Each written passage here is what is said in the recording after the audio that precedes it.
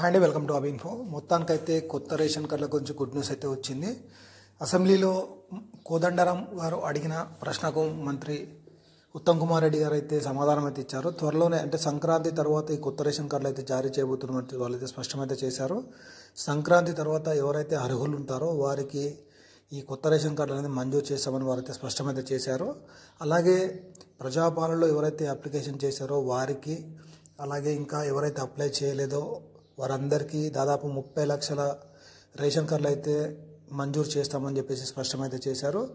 ఏదేమైనప్పటికీ అయితే good news అని చెప్పుకోవచ్చు. చాలామంది నిరుపేదలు అయితే ఈ కొత్త రేషన్ కార్డుల కోసం ఎదురు చూస్తున్నారు.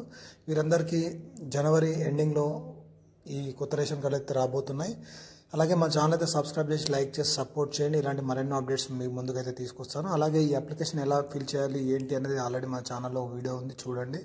నేను డిస్క్రిప్షన్లో కూడా ఇస్తాను, ఆ వీడియో చూడండి. అప్లికేషన్ ఫామ్ ఎలా ఫిల్ చేయాలి, దీనికి కావాల్సిన డాక్యుమెంట్స్ వచ్చేసి మెయిన్గా వాళ్ళు చూసేది ఒకటి ఆధార్ కార్డు, అలాగే ఇన్కమ్ సర్టిఫికేట్, రెసిడెన్షియల్ ఇవైతే కంపల్సరీ. ఇన్కమ్ అయితే కంపల్సరీ అండి, ఎందుకంటే బిలో 1,50,000 ఎవరికైతే ఉంటుందో గ్రామీణ స్థాయిలో, అలాగే పట్టణ స్థాయిలో 2 లక్షలకు మించి రాదు సంవత్సరిక ఆదాయం, వారికి మాత్రమే కొత్త రేషన్ కార్డులు అనేది మంజూరు అవుతాయి. అలాగే 3 వీలర్ 4 వీలర్ ఉంటే కూడా ఈ కొత్త రేషన్ కార్డులు అనేది మంజూరు కావన్నమాట. ఒకసారి అయితే మీరు చెక్ చేసుకోండి. అలాగే దీని గురించి మరి ఏదైనా అప్డేట్ ఉంటే మరొక వీడియో అయితే చేస్తాను. Thank you for watching అబిన్ఫో.